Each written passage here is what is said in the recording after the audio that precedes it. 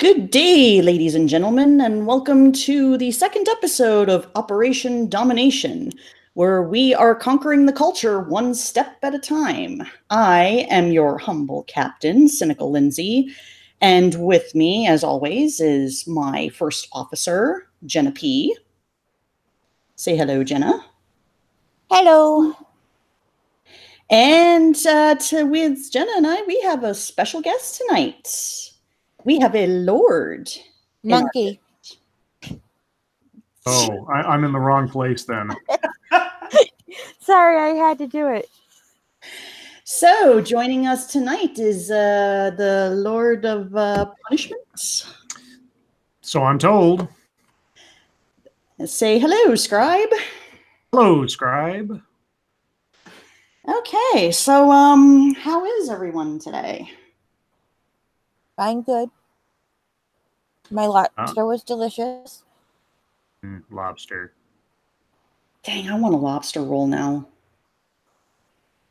Well, apparently Jenna's got plenty of meat for it, so. Oh man, nice buttery lobster roll with just the lobster and mayo. Ooh, ooh, ooh. So you can buy a hot roll up here where it's warm, it's lobster out of the shell and the bread, but instead of mayonnaise, you get the butter and stuff. It's called a hot roll.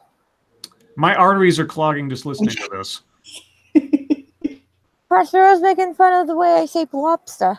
Lobster. The car in the car park. Put the car in the car park. Anyway. Okay, so what do we have for topics tonight? Oh, so I sent a link to the Discord. Hold on, let me pull that up really quick. Didn't bring any topics. I didn't know I had homework. Yes, you do. And I studied Scribe. You know what, Scribbles? We need to come up with a Lord's name for Lindsay. A Lord name for Lindsay. I'll have to think about that one. Get my thesaurus out. Old grouchy gamer, Mayo, not Miracle Whip. Do never speak of Miracle Whip again, sir. Oh. Are you not a Mayo fan like SDA? No, I am a Mayo fan. No, Miracle Whip is the bane of my existence. Oh, I used to love it as a kid, but then I switched, like maybe young adulthood, to actual mayonnaise, like Best Foods or something. Well, it's like that's all that my dad would buy as a kid was Miracle Whip because he hated mayo, and it was good, like with tuna fish and stuff. But then I got older and I was like, "Ooh, Miracle Whip is not really that good." Too sweet now. It's not very tasty.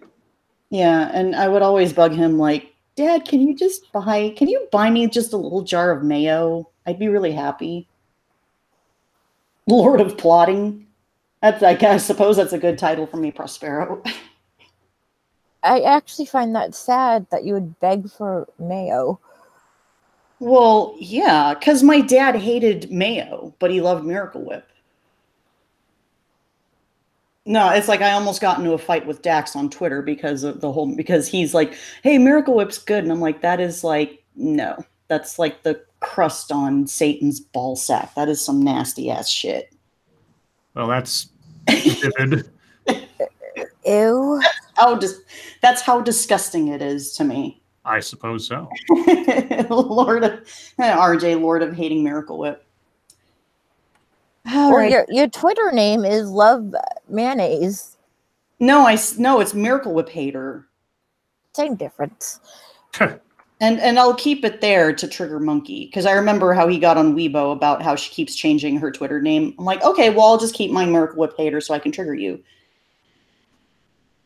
If you change your name, don't you like lose all your contacts? Well, no, I'm talking about like your display name, not your actual @ name. Yeah, you can change your display name anytime you want. Your account name stays the same. I think you can add up to, I believe, 20 characters now in your profile name. Yeah, something like that. I've never bothered. I see people putting in like changing their names for the holidays or something, like Spooky SDA or something, or Chris Reaganmus or whatever. And I'm just like, I'm not a follower like that. I'm independent. I'm a Think rebel. for myself. That's no. I'm actually the antithesis of being a rebel. That's why I'm independent. Or sometimes I'll see like people's profile names because okay, so I have an out of date iPhone, and the way sometimes people's Twitter profile names will have like it'll look like the question blocks from Super Mario Brothers. I'm like, okay, what's with the question marks here? Oh, just unrecognized characters. It's so annoying. I'm just like, okay, this is just further proof I need to get a new phone, but I'm a little I'm a little too cheap. How old's your phone? Oh geez. I think I've had it for like 3 years. It's an iPhone 5C. So yeah, it's pretty old. Jesus. 2 years is old now for something. Yeah. I just got rid of my my microwave because it finally gave up the ghost, and I think I'd had that thing for 20 years. That's old for a piece of equipment. 2 years on a phone, and they make those things.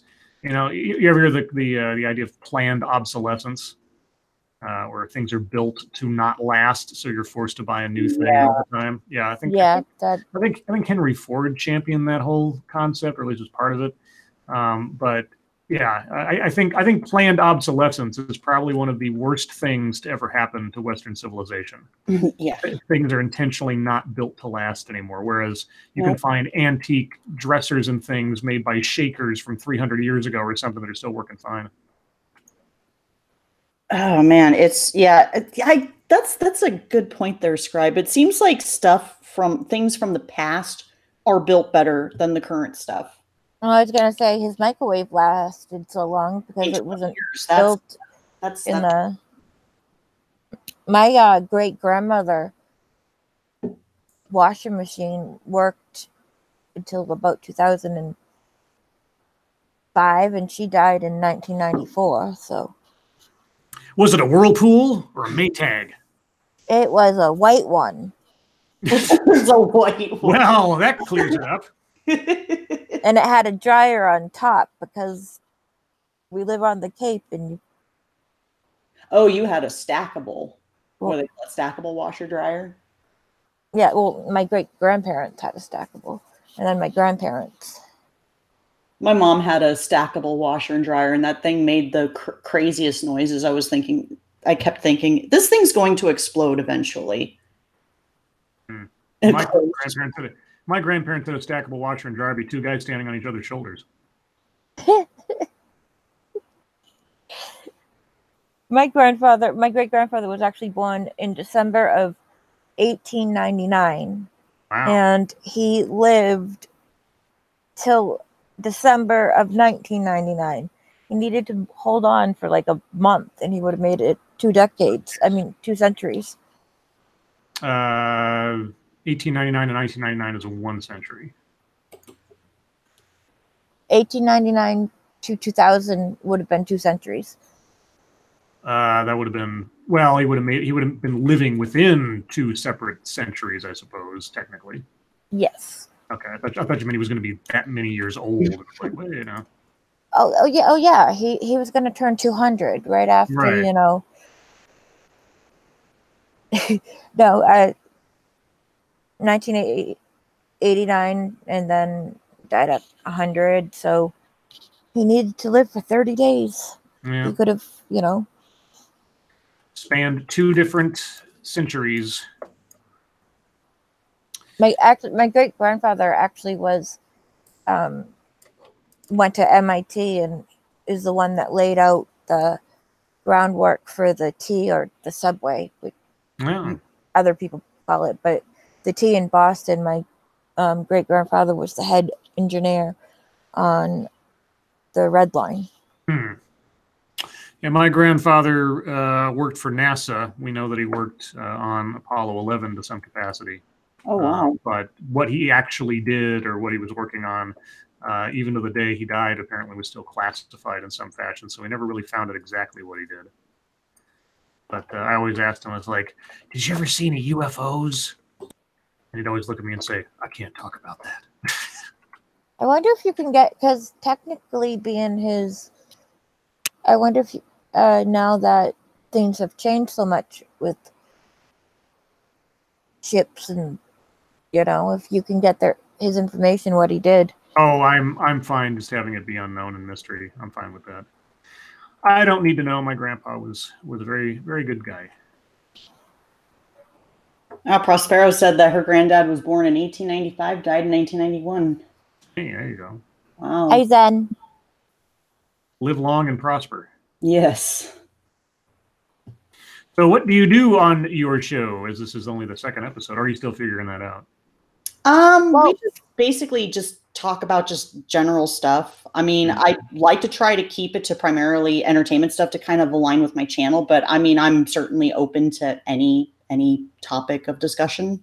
Entertainment stuff like TV and movies? Mm-hmm. I don't know anything about those things. You really not have cable? I really do not have cable. No, I haven't had cable since I moved off to college back in 2000.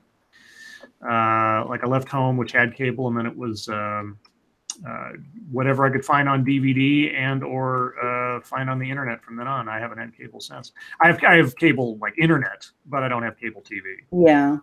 The only time I ever have see cable TV is if I go visit my folks who have like direct TV and 5 billion channels, and out of 5 billion channels, my dad always just watches Cops reruns. Oh my goodness, Live PD is the best show ever. That too. He is a big Live PD fan. Live PD, Cops, yeah, anything dealing with police. He used to be a police officer a long time ago, and he's always been to that. We'd always watch Cops as kids, and we'd watch some episode or something, and he'd always say, "I see that. I'd never do that if I was a cop. That would have gotten me killed. And here's why." And he'd tell you why, like that was a dangerous thing the cop did, or you turn your back on a guy, or whatever. And yeah, that was always entertaining. Oh my God, that reminds me, like, just seeing some of these shows, like Cops. I haven't seen much of Live PD, but there was one clip that I saw. I don't get some of these criminals, like, where a cop will find either drugs or paraphernalia in his pocket, and he's like, "Honestly, it's not mine." Yeah, no, I mean that is so common. It's like I didn't do it. Well, just watching them dealing with the fentanyl and stuff, they won't open anything that could be fentanyl because it's coming over dirty and killing people. Yeah, I mean, one touch of that stuff, you inhale like a grain of it or something, you get yourself killed basically because it can be so powerful. So well, that's why I'm baffled as to how this stuff is still legal. Because Jenna, you were the one that told me. I thought I heard someone say somewhere that fentanyl is probably more potent than heroin. No, it is. Yeah. Yep. I mean, but it's still, I mean, it's a legal pharmaceutical. It's just not legal as a street drug like so many other things, like morphine and all types of stuff. So, but it can if I ever am poor, I just could sell off my meds. No, I wouldn't do that. My legs would hate me. This is why I advocate for legalizing pot, and especially medical marijuana, because I mean, I've said that if a doctor were to prescribe me pain pills, I would decline that. I'm like, no, just give me the card for the medical marijuana. I do not want to be dealing with the pain pills. See, I have to do the pain pills. I have a skeletal issue that unfortunately will be the rest of my life. And I try to take as little of my meds as I have to, my pain meds, but I have to take it daily or I won't be able to get out of bed. And my doctor actually wants me on 3 times what I take, but my grandfather, when he was dying, and he had meds, and he was medicine man, and I don't ever want to be that. So I take, and I don't even take my full dose of what I'm supposed to take, which is 3 times less than what he wants me on. So I live at a 6. If I can be at a 6 and I can do what I need to do for the kids and stuff, I'm at a 6 pain level. Well, that's more than I could handle. So you're a tougher man than I, Jenna. as it were. No, it's just that just kind of just whenever I hear about opiates, it just sticks in my head about it being habit forming, and that when you do get addicted to it, it's not a good idea to quit cold turkey because your body goes through physical withdrawals. That shit scares me. Yeah, withdrawal of things can be terrifying. I got taken off hydrocortisone, which is technically just a steroid for the Addisons, and I stopped falling for a little bit, but the pancreatic, it was go back on and get your pituitary gland working again, or stay off and be in intense pain and also fall because it's messing with my head. So, wow. But at least I figured out why I fall sideways. It's for a good reason. Because you're on the equator? Yes, that's exactly why. I knew it. Science! Flat Earth is real. Yes! Oh my god. Oh, Prospero says sublingual. I can't even pronounce that word. Sublingual morphine is a wonder for certain end stage care. I didn't even know that you could get morphine administered under the tongue. I thought that was strictly an injection thing. No, there's different ways to administer it, depending.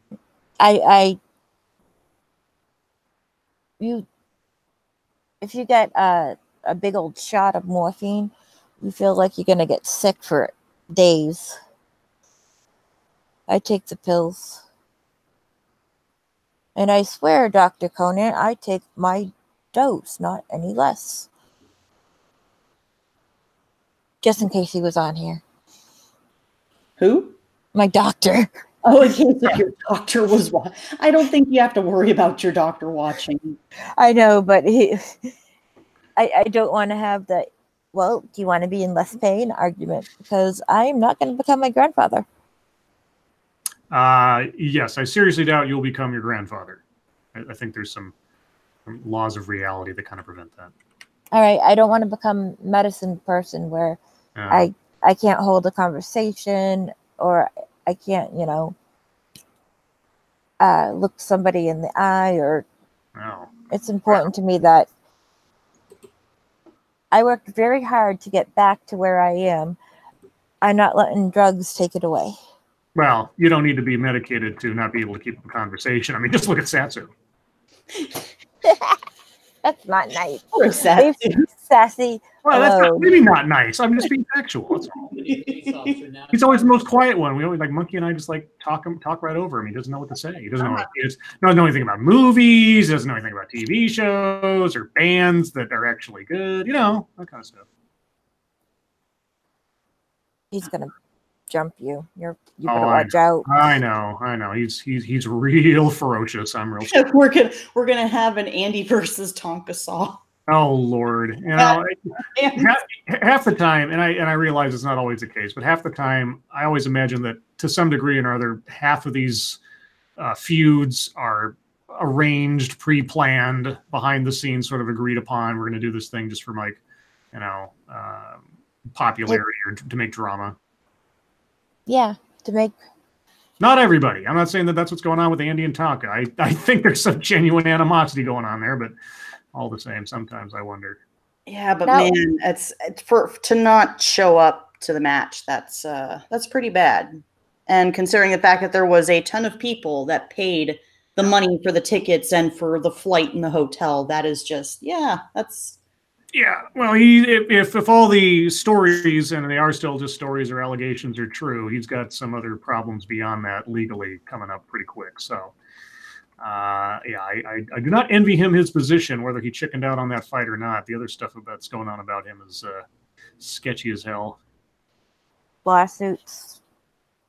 Well, not just lawsuits. So, okay. So, and do not quote me chapter and verse on this. I'm not the expert. I just listened to a few other people laying out the rumors anyway. But the rumor is that he funneled his YouTube money through a charity owned by his grandmother. So his AdSense account, where any YouTube money comes from goes to, was actually in his grandmother's name. And since his grandmother runs a charity, all the money coming in is not taxed.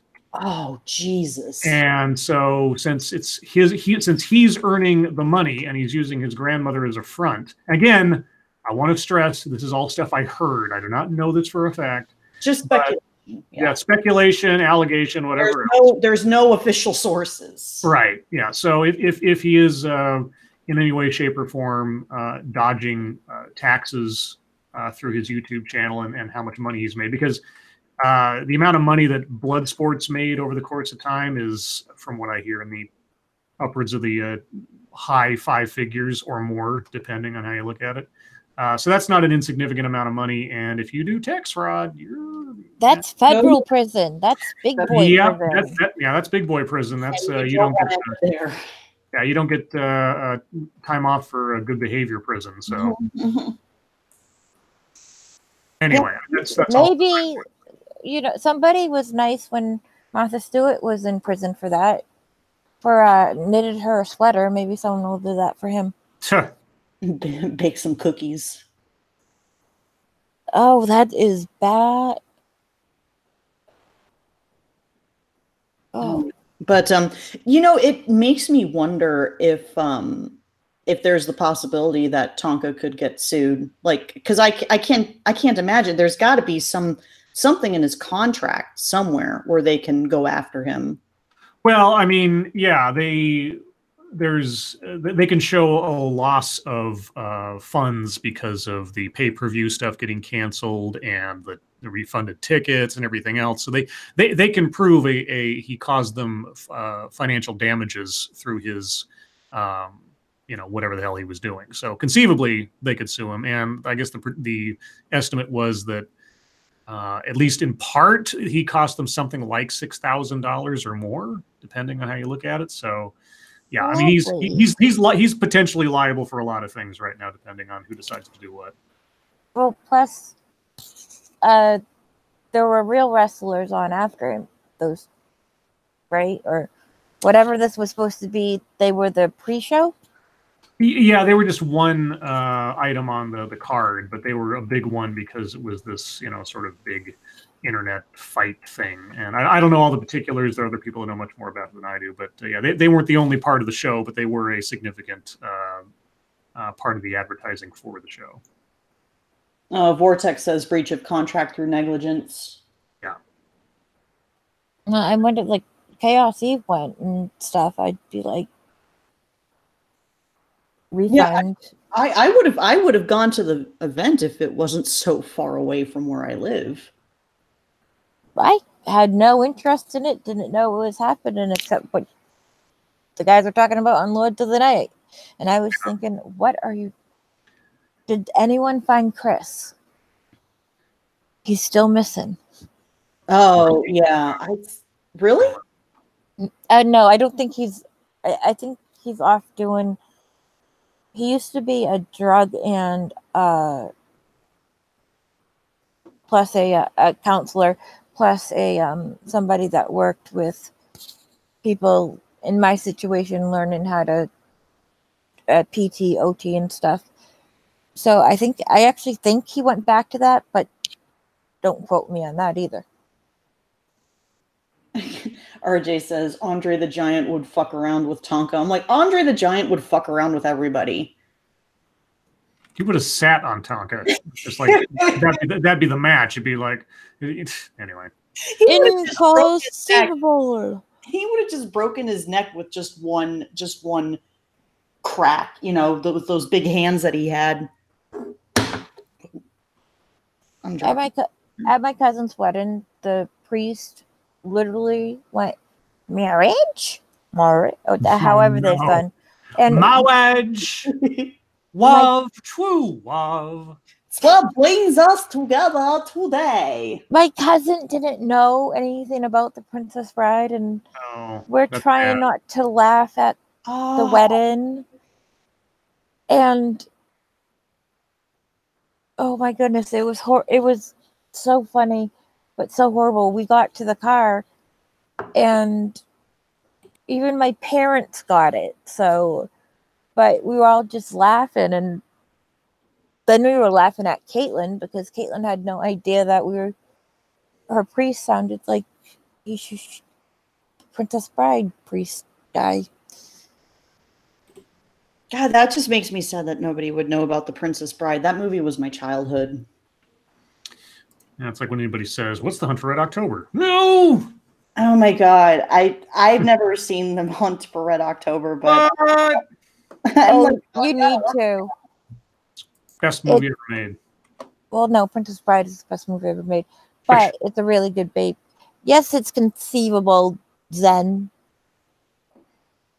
College is a sacred institution. No, but so Scribe, have you read the book too? Hunt for Red October? Yes. Yeah. And Hunt for Red October, the book, and Hunt for Red October, the movie, are one of those rare instances where an adaptation of a book is basically the exact same story as in the novel. There are some compromises. There's one thing in the novel they don't put in the movie, and I've never understood why, because it would have taken like one sentence of dialogue. Because in the movie, they never give a motive for Sean Connery's character to be defecting. Why is this guy going to all this risk? There's this scene where they're doing a briefing, and Alec Baldwin's character is kind of telling them about Captain Ramius, Sean Connery's character. And he comes to this realization that he decided to defect on the anniversary of his wife's death. But that's where it stops. And I've always wondered, like, well, the whole reason Ramius was defecting in the book is because his wife died in surgery at the hands of a drunken doctor.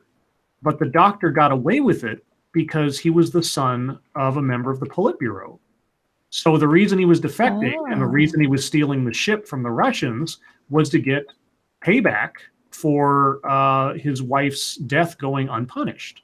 Now, why they wouldn't have mentioned that or found a way to get that information across in the movie, or if they'd made it part of the mystery, like, you know, there's a point at which near the end of the movie where Alec Baldwin's character actually meets Ramius. And if it had been a big question the entire time, like, why is Ramius defecting? Why is Ramius defecting? If he'd like had a chance to ask him in that thing instead of how they did it in the novel, you could just told him. It would have been a nice little thing to sort of solve the mystery. Like, what is his motivation? They never did that. So, but either way, I mean, that one fatal flaw in sort of like the logic of the movie aside, it's still an excellent movie. And yeah, the book's really good too. Okay, well, I'm going to have to check that out then. Yeah, it's a good movie. And the books, it drives me crazy when I see a movie and then I read the book, or I read the book and see the movie, and it's just, the movie's just butchered it. And there's only the only other example I know of where the book and the novel, the book and the movie were practically the same thing was Silence of the Lambs. Like, if you read Silence of the Lambs, you're basically reading the script of the movie. Oh, I love that movie. Oh, I like sleeping through the night. I need to read that book, but I loved Silence of the Lambs, and one of the few horror movies to actually to win the Best Picture at the Oscars. Well, I guess you call it more of a thriller than a horror movie, but I guess it depends on how you look at it. And Monkey hates that movie. What? Yeah, no, he doesn't like Silence of the Lambs. He thought it was dumb or something. So yeah, one of the other things that we have a relationship about. Also, he still hasn't seen Reservoir Dogs, even though I bought him a copy for Christmas. So, yeah. Man, I haven't seen Reservoir Dogs in forever. I still think my favorite Tarantino movie to this day is Kill Bill. I'm usually torn between Pulp Fiction and Jackie Brown because I like both of those a lot. Yeah, I remember I saw Jackie Brown in the theater. This is my dad. My brother took me to see it. Wait, I thought Jackie Brown was an actor. No, Jackie Brown's the name of a movie. I mean, there might be an actor named Jackie Brown, but the name of the Tarantino movie is just Jackie Brown. We just have to deal with Check Your Logic for a second. Go watch the movie. What movie? How have you never seen Princess Bride? She's never. Yes, watch Princess Bride. Check your logic. You will not regret it. No, but yeah. So back on the. That's funny. I hear Jackie Brown and I think of Richard Pryor's character in The Toy. Oh God, yeah, The Toy. Now that movie would never ever be made today. Right? Oh man. I mean, I love that movie as a kid. I still find it funny. But yeah, that's a good point. And it just made me think of like all the movies that we saw when we were younger that just would not pass today.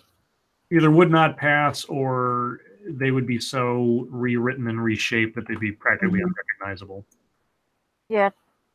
Yeah, because it just reminds me, on Thanksgiving of last year, I rewatched Animal House, and it's been forever. And that's such a great movie. It's such a classic comedy, and it's so funny. But oh my God, or at least my generation, well, the current generation would not be too fond of that because of just how controversial the humor is.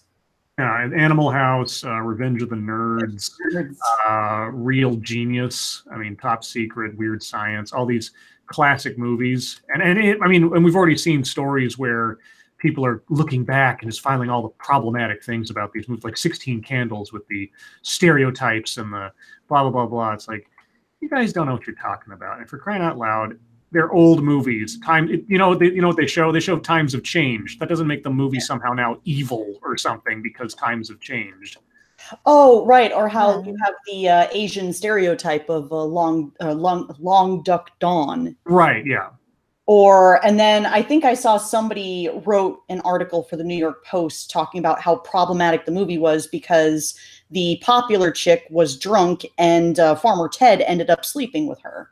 Right. Yeah, it is Prospero. Hey, Cattigat, it's been forever. In case anybody doesn't know, Cattigat is the person that I occasionally do my Walking Dead commentary with. I do a stream on that. But, and that's just interesting, bringing up the subject of adaptations, which I think would be a great subject of discussion, because Married with Children should be on every TV network for like a week straight until these children learn to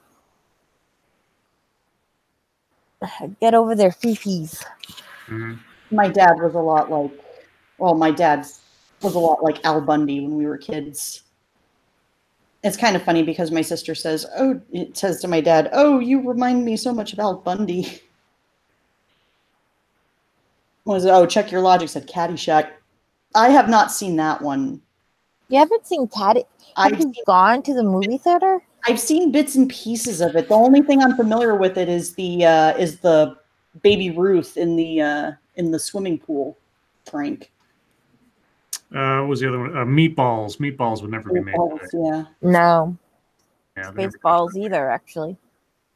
Well, I mean, I always wish that right after Force Awakens, Mel Brooks had released Spaceballs 2, the box office awakens or something. And like, that would have been great.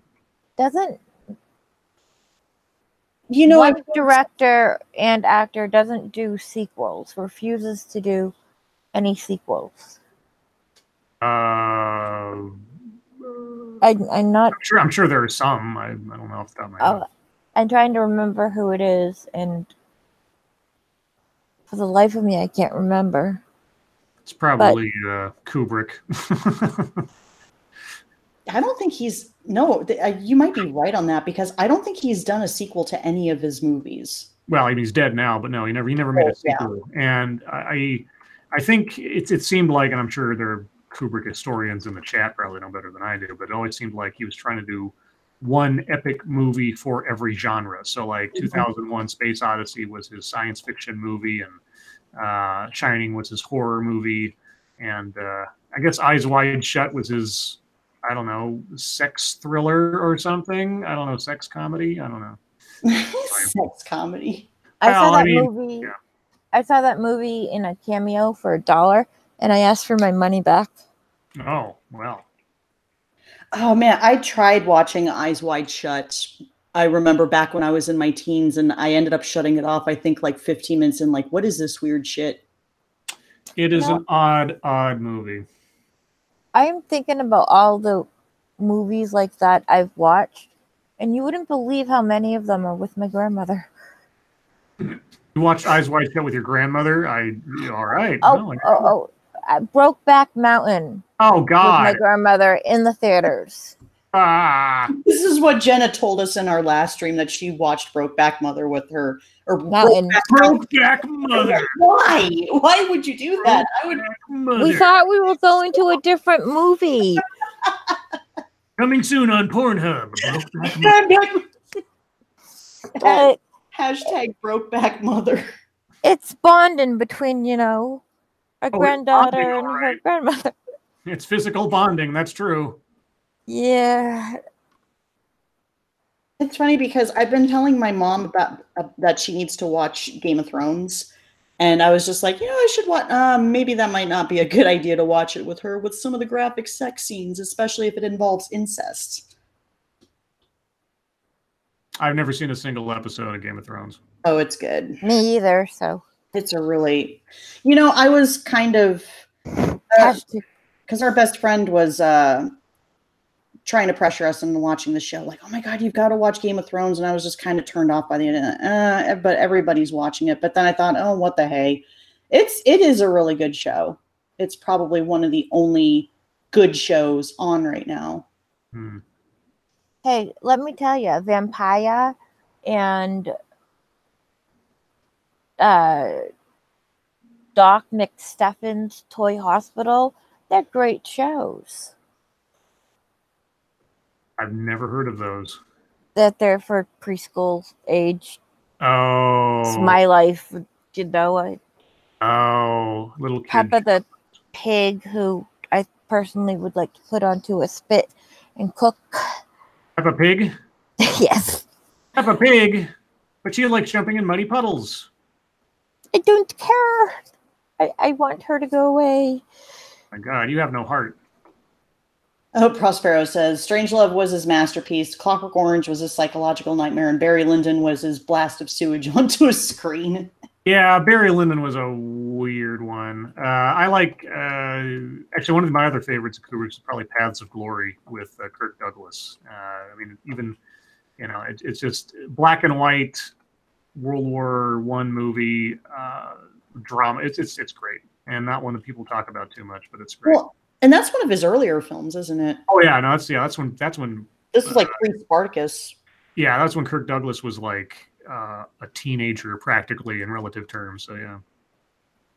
Oh, and Clockwork Orange is actually one of my all-time favorite films. Both the movie and the book. I've seen Strangelove. I can't count how many times. It's one of the films that I'd put on to play in the background when I used to work at a video store when I was in high school. So yeah, I countless times have I watched that movie. I love it.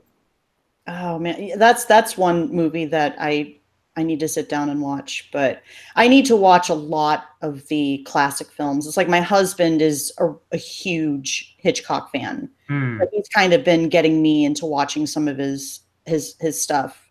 I mean, I've seen Psycho and Dial M for Murder, and probably my favorite one that I've watched thus far is actually a really early film of his called The Lady Vanishes. Yeah. Which I believe, I don't know if they still have it on Netflix, but if they do, chat, go watch this movie. It's really good. You should go to the movies then, Dryer. There's nothing good in, but... Oh, he says, I'd rather see movies like Casablanca or Sunset Boulevard. I love those movies. And I like them in... If they were made in black and white, I want to see them in black and white. Isn't Sunset Boulevard the one with, like, Gloria Swanson where she's like, I'm ready for my close-up, Mr. Yep, that's it. Also, Buster Keaton makes a cameo in that. They put a whole bunch of the old Hollywood old guard in that movie. Oh, Buster Keaton, that dude's a legend. Yep. My first job was working at a drive-in theater, the concession stand, and on Mondays they'd do old movies, and the old movies were way better than the brand new movies just out, and they were just out of the theater. They were the summer specials, whatever, and they didn't hold a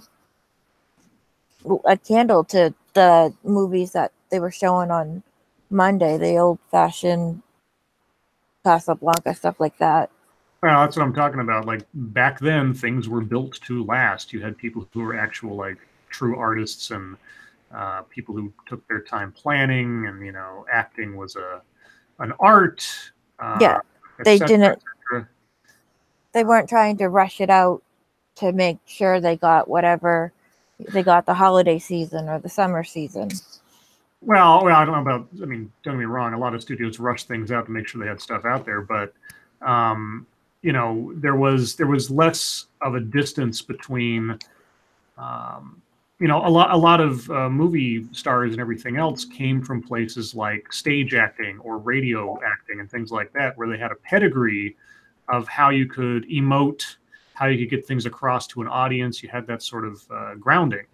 And sure, there are a lot of actors today that do that, but there's a lot of actors today that don't have that same kind of regimen in their work history, essentially, to show that they have that kind of passion. There are exceptions, like Bradley Cooper. Bradley Cooper was a classically trained actor and everything else, but he's probably one of a dying breed in a sense, because you look at between a Bradley Cooper and like a Christopher Lee or a Patrick Stewart or somebody who was like a Shakespearean trained actor and then went on to do things like comic books and stuff. Even though it's goofy material, he brings a gravitas to it because he's been so, well groomed as an actor. And a lot of the Hollywood quote unquote stars these days, these, add water, heat for 20 minutes celebrities that we get, they don't have enough. Their work will not stand the test of time, like a Bogart or or heck, even a Uma Thurman, or Charlize Theron. I think people will still be talking about Monster. 10 years from now, so there's a reason why. It's like, just watching that movie, I'm like, yeah, she deserved the Oscar for her portrayal of Eileen Wuornos. Yeah. I mean, that was a terrifying portrayal, and it was pretty spot on to the type of person that Eileen Wuornos was. But I can't do horror since I love with horror. With the damage, it just Jurassic Park I would not consider a horror movie, but I saw it at the drive-in with the kids, and at least 4 weeks of nightmares of dinosaurs gonna come into my window and eat me. I mean, my 5-year-old loved the movie, and I'd having nightmares. Oh, I grew up on the horror genre since I was a kid. But there's like very few movies that genuinely scared me as a kid. It's like there's 2 movies off the top of my head that I can think of that scared me. One was Poltergeist, and the other was An American Werewolf in London. Yeah, Werewolf the special effects don't quite hold up today as they did back then, but that movie's still pretty good. I don't know, that werewolf transformation scene. Oh God, I couldn't watch that movie and particularly that scene, I could not watch for like 10 years of my life. Yeah, now the transformation scene is still really good. I'm talking about the best friend who gradually turns into the zombie. Yeah, that, especially the final makeup. The final makeup doesn't quite hold up. Everything else is pretty good. That's true. Or The Howling. Like The Howling was something I was scared of as a kid because it looked so creepy and everything. And like Nightmare on Elm Street 3 like screwed me up as a kid. Oh God. Let's get Prospero. I'm talking about last summer. But no, it's like, and it's funny because how you mentioned that, Scribe, it's like when it comes to, I've never been a fan of mad slashers per se, but I do like Nightmare on Elm Street. It's like the one exception to that, besides Halloween, of course. Well, Freddy's more of a cartoon character later on in the films than he is really. Yeah, he's sort of almost like a comic book character more than he is like a scary slasher, because he's more of a clown as the series progressed, especially after 3. They made more than 3 of those. Oh yeah, there's let's see, there was Nightmare on Elm Street 6, I think, was Freddy's Dead. And then there was Wes Craven's New Nightmare, which technically became Nightmare on Elm Street Part 7. And then there was Freddy versus Jason. And then you had the Nightmare on Elm Street reboot, which sucked ass. Oh, I heard that was terrible. Usually normally reboots are awful.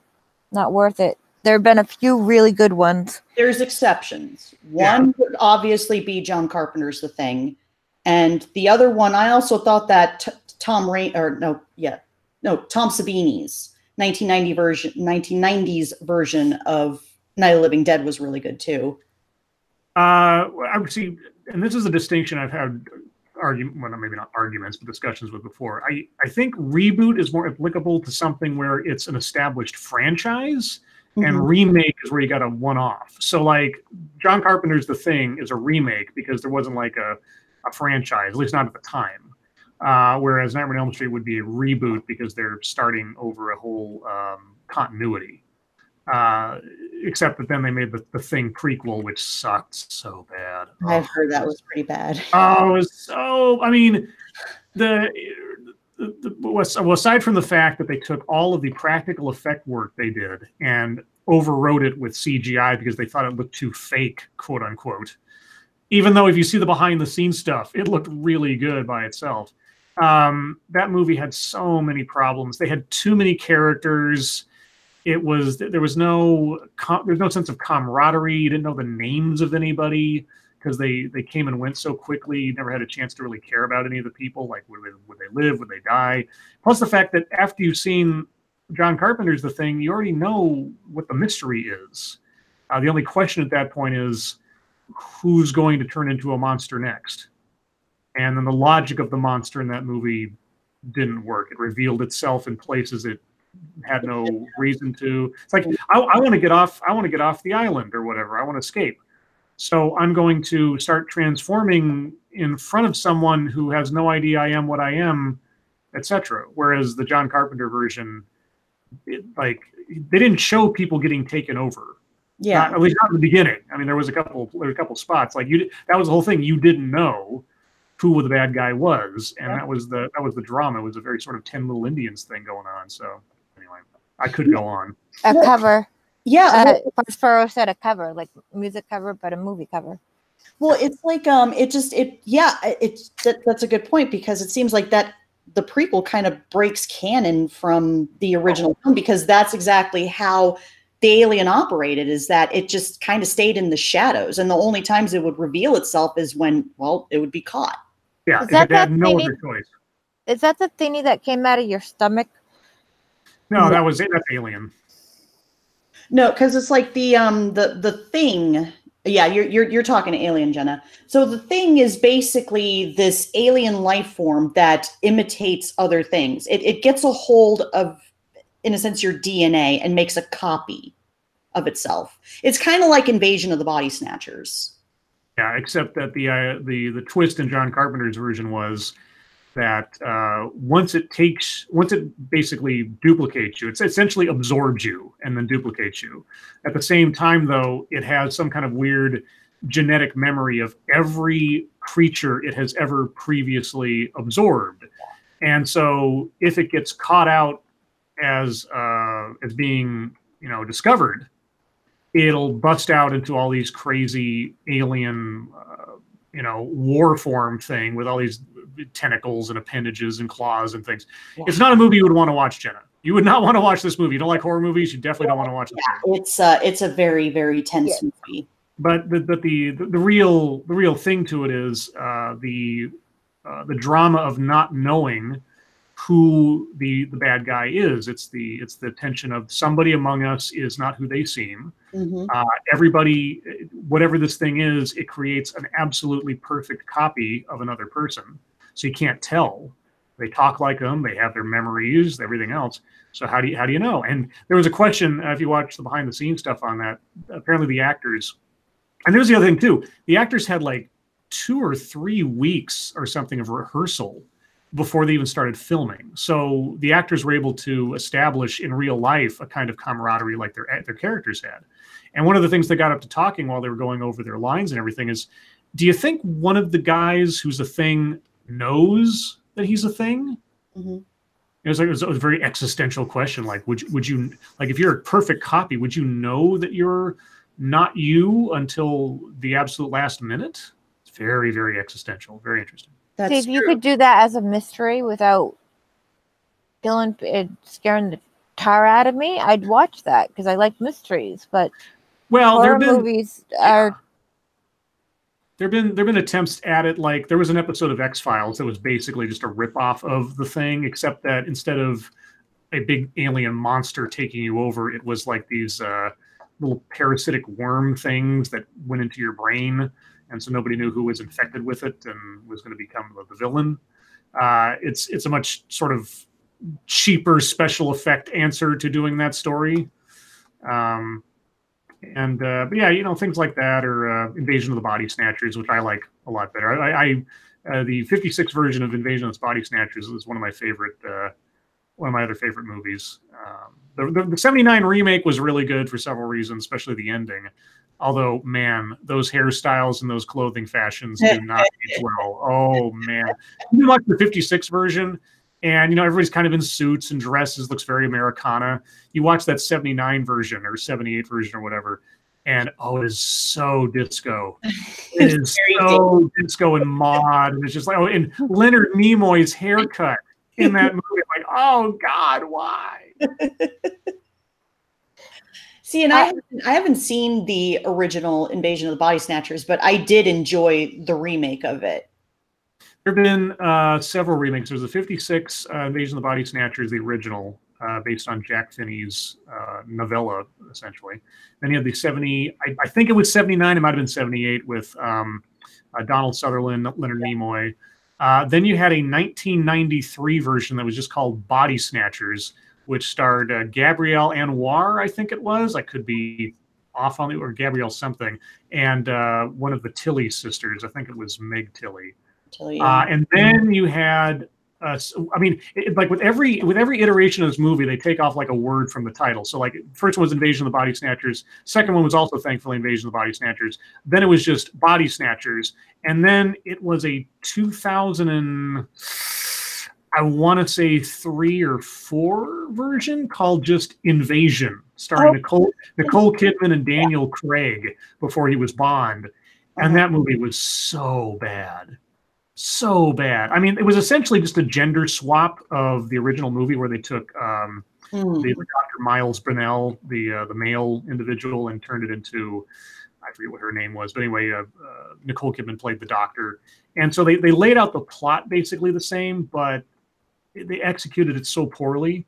And I've heard that there may be another one in the works. This is a movie that kind of comes around every generation or so where they remake it, because the themes of it, like back in the original, they talked about it being sort of an allegory or for communism. Like the Body Snatchers represented the communist philosophy, and that you didn't know who your friends were, and it was a commie. And that's what we have Alexander for now. Yeah, and then you had in the 70s, I think it was Too Early for AIDS. Like the Thing remake, they kept talking about being a parable for AIDS because you didn't know who was infected, that kind of stuff. Even though you could say that about any disease. Yeah. But there was no sort of social whatever at the time for the 2000s one for it to really make any sense. So I'm not sure if they're going to like do another one and sort of make it. Like, who's the alt-right person or something? I could see somebody doing like that and make it a similar to that kind of thing. But anyway, no, we don't want a bunch of. There's a paraplegic. We have to have a paraplegic play him. Oh, jeez. By that logic, Pacino would never have played Scarface. because he's not Cuban. Well, and it's like, okay, so I've heard about the whole controversy in regards to Bryan Cranston playing a quadriplegic guy. And, Oh yeah, and I did a video where, because I was studying in theater. I was a theater student when I was in junior high and high school. And I did a video where I basically said that it's, when you're in the field of acting, it's like you can portray pretty much any character. It's like they treated like the way of assigning roles as, like, in a sense, based off of your merit. They didn't necessarily go off of what your identity was. And I brought up the fact that back in 1996, during the Broadway production of A Funny Thing Happened on the Way of the Forum, you had a gay man, you had two, a black man and a black woman playing, in a sense, a straight white male. Mm-hmm. And it's just kind of baffling that people just can't seem that they don't have an understanding of that. That that you really don't. You don't have to fit a particular identity to really have to portray that character. They would try to go after Birdcage probably for Robin Williams not being gay, even though that's so hilarious. I don't remember that being like everybody outraged that Robin Williams played a gay man, even though he's straight. Yeah. And it's always very selective too, because they'll say, "Oh, you can't have Bryan Cranston play a quadriplegic because he's not a quadriplegic." But then it'll be like, "Oh, well, Idris Elba's playing a Norse god. Nobody cares." That's like, yeah. Or like the big thing was, how dare you have, even though this is a horrible TV show, Iron Fist, there was all this controversy like, oh, how dare you have a white man playing a character who's using kung fu and all this other stuff because it's so tied to Asian culture. It's like, well, the character is white. Yep. But so because the established character is white, but you want to change it to Asian, even though the established character in Ghost in the Shell was, I guess, technically Asian, yeah, but Scarlett Johansson is white. It's like, make up your mind. What is the rule here? Because they keep breaking their own rules with what their complaints are. It's like, I don't care who plays what, yep, so to speak. But I mean, like I've said before, if you had a historical movie about the life of Dr. Martin Luther King Jr., you wouldn't hire a white guy to play Dr. Martin Luther King Jr. because it's just, it doesn't make any sense.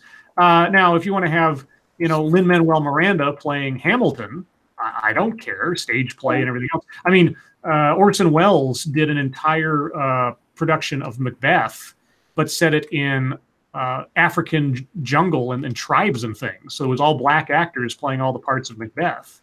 Oh, but that'd be cool with the tribes and all that. Yeah, well, I mean, Hamlet is so fun to see how people adapt it, because I liked there's a version of Richard III with Ian McKellen where they set it in this sort of quasi World War II fascist setting, and it's amazing and it's great, and I love it. And I think they did the same thing with the more recent adaptation of Macbeth, where they set it in, I guess, during the Soviet Union. And yeah, Patrick Stewart, they put all the trappings of like a sort of Soviet bloc. I mean, it wasn't technically Russia or anything, but they used all the visuals and such to make it look that way. Yeah, I mean, I would certainly watch, but of course, I'm a pretty big fan of Shakespeare. Mm-hmm. When I was little, learning to read, I could read Shakespeare better in Old English better than Dr. Seuss. I don't know. The only Old English I know is the wood polish. That's a bad joke. I laughed. I only know 3 jokes, sorry. No, but it just made me think, oh boy, I would love to see them try to do an adaptation of Titus Andronicus nowadays, because I know... Oh, did you see the one with Anthony Hopkins? Oh, yeah, it's like with Anthony Hopkins, and I think Jessica Lange was in it too. She played the Queen. Yes, she played the Queen of the Goths. Yeah. Yep. It's good. That's a great production. That was pretty good. By Julie Taymor, I think. She did the original Lion King stage play or theater play or whatever. Yeah, I did really enjoy that one. Yeah, and Alan Cumming was the king. Yes, he Yeah. was, or he was the prince, whichever. Yeah, something. Yeah. Oh man, I need to go back and read Titus Andronicus. That's like my favorite Shakespeare play. I always remember there was a making of on that, on the DVD for that movie, and there's this interview they do with Anthony Hopkins, and they sort of ask him about the evolution of the character of Titus Andronicus, and how he sees the character, and he sort of said, and I think I'm almost quoting it because I remember it very vividly. He said he had to imagine someone so scorched by tragedy that he no longer feels anything. And I just had this, Anthony Hopkins is such a great storyteller. He just conjured up this image of someone who was just complete scar tissue because of all the stuff that had happened in their life. So by the end of the movie, he's doing just these horrific things, these absolutely horrific things, and doesn't bother him at all. His daughter gets mutilated and raped and everything, and he's just sort of like laughing it off, like, well, what else could go wrong? It's just like, oh god, that's so sad. But it's like Titus Andronicus is just, to me, when it comes to revenge tales, it was like the first like iconic revenge tale. Oh god, and the way they did in that movie is so gross. Just like, oh, like that last scene is like, oh man. Man, it's like had those two boys that brutally raped his daughter hanging up, and he just slices their throats like a bunch of pigs. Yep, he just doesn't care. That's great. Ugh. That is called a very protective daddy. Mm-hmm. Mm-hmm. Anyway. I'm going to stick to my horror movies, which is going to inappropriate movies with my grandmother. Now, my horror movies like going to the DMV. I think that's anybody's horror movie. Yeah. Oh, wait, I don't drive. Never mind. No, you have to get an ID, though. I had to go to get an ID to the RMV. Oh, hold on. I'll be right back.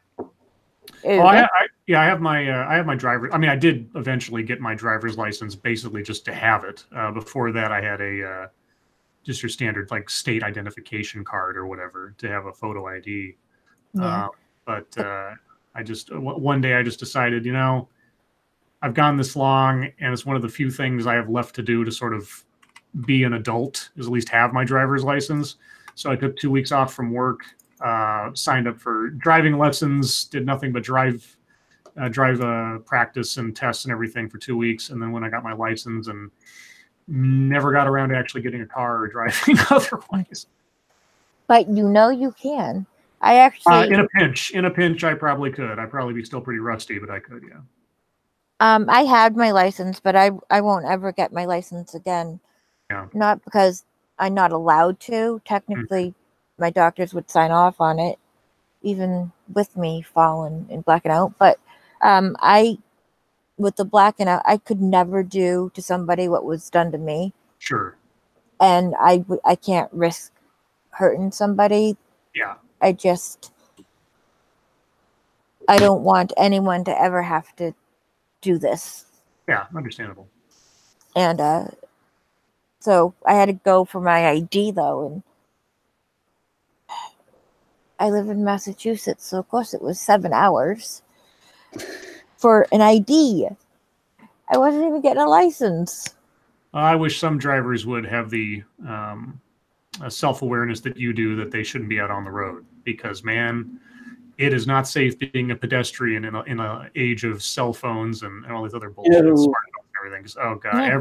every single day, I swear to God, I'm having to watch out on behalf of the people driving the cars who supposedly are licensed to do so. And nary a day goes by that I'm not almost hit, or someone has to stop short because they weren't paying attention. It's ridiculous. Like at my place of work, do people even know how to drive in a damn parking lot? Because going across the street, or it's going across the road, or is it inside the parking lot, and somebody will just fly right by me in their car. Like, did you not see me? They don't pay attention. Everybody's too self-absorbed with their little world, or whatever they listen to on the radio, or whatever their smartphone's saying at that time. And it scares the heck out of me.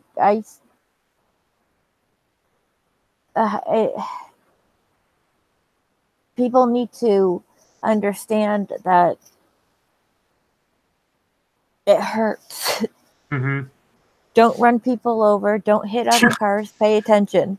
You think it'd be a very simple thing. It's like, yeah, don't run people over. Just don't. But yeah. I actually asked this morning on Monkey's show, but I'm gonna ask it again with you guys. So, if you're in diabetic shock, doesn't that mean you can't reverse and leave the scene?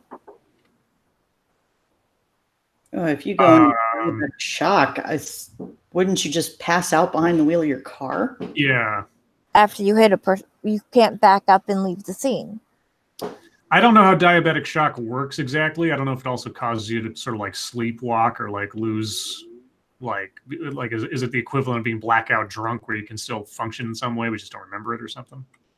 I don't know how it works. From what I know about it, she shouldn't have been able to run me over and then back up and leave the scene. Yeah. And but she did have a pump. So but she had just left don't take the chance. She should have had that piece of candy. Mm. But I'm trying to figure that, because I've been thinking, the more I learn about diabetes and stuff, the more I'm thinking, how did this person, was this just a cover? Did you have a court case against this person? Yes, I had one. Okay, and they didn't find that she was negligent or anything, and they called it. No, she has a felony. Okay. It was a felony homicide until I woke up from my coma. Oh, okay. No, so they didn't find that she was like not guilty by reason of medical emergency or something. No, because she left the scene. Right. Okay. That was the big thing. She left the scene, so. But I obviously, I was unconscious, so I had no idea what was going on. But the police charged her with a felony. Okay. And because she left the scene, she got another thing. And she was a teacher like I was, so because she has a felony now, she can't teach, which stinks because that means now 2 teachers are out of work. Yeah. I'd give my right arm to work again. That could be I'm kidding. I'm not that hungry. You know, speaking of which, speaking of people doing things that I don't get. Like, okay, so Jenna, you told me something about that you read something more recently on this whole Chris Watts case. Oh, Chris Watts! I know way too much about Chris Watts. Oh my goodness, it's addictive. It is. It is the most horrific, fascinating reality show that an insane man has ever caused to come to existence. And I said it on my little stream review thing of what I knew at the time. I mean, a lot more information came out just like within a day or two of when I did that. So I feel like an idiot for some of the things I was saying then, but I didn't know any better. From the moment the investigation began, it was on film. You get to watch, and of course, the part of the allure to it, I guess, if there's a way of putting it that way, is that we already know what the conclusion is. So by watching this video when it was first starting out, and knowing what we know in hindsight, watching how he was moving, what he was saying, how he was behaving, how he was lying, how badly he covered. How he's a sociopath. It's God, when I was watching that, when they were doing the interrogation, there's 2 interrogations. There's one he did with the FBI guy on the second day of the whole thing, and then there's the one where they did the polygraph and he eventually confessed. When they finally got him close to confessing, and that after the polygraph thing, from the moment the investigation started, through the TV interviews, through the FBI interview, and through most of the polygraph deal, no emotion. At least about the situation, about his family, no emotion at all. The only times he ever showed any emotion in the interrogation is first when they brought up his mistress and he was concerned about her name getting out in the whole thing and her life being ruined. That's the only time you heard emotion coming out of his voice. And the second time, and this is the one that always gets me, makes me the most sick to my stomach, after he's confessed to, at least initially, just killing his wife, right? Because he accused his wife of having killed his kids, and that's why he killed his wife, because she killed the kids, which makes no sense. But anyway, in the interrogation, when he finally admitted to having killed his wife, at some point after he's broken down and talked about dumping the bodies and all this, I think he looks to either the male or the female detective, and he starts sobbing. He says, "Please don't think any less of me." Jesus Christ! I'm not even. I'm quoting verbatim. I'm not even going to. After admitting that he at least killed his wife and dumped their bodies, he killed two little girls and shoved them individually into 2 different oil tanks to just melt. 8 inches. 8 inches. 8 inches of oil water gunk that they were just melting in there over the course of 3-4 days. Yeah, he says, "Please don't think any less of me." I'm just like, shit. I'm glad he didn't get the death penalty. I'm against the death penalty for several reasons. But in this instance, him sitting in a concrete box for the rest of his life, alone and cold and fearful, I think is a better punishment than the sweet release of death. Well, and it's like I listened to your replay where you were mentioning about that on the story about what happened with Chris Watts and his sentencing, because it's interesting because I'm starting to lean more towards your side on being against the death penalty.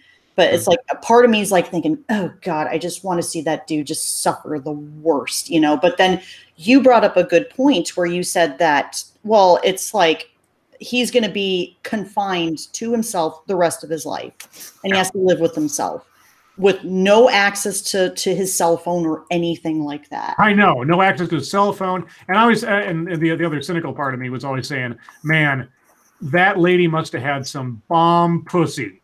Yeah, for him to offer the time. Because did you hear about what they found on her computer when they were investigating her to see if she had anything to do with it? The double penetration.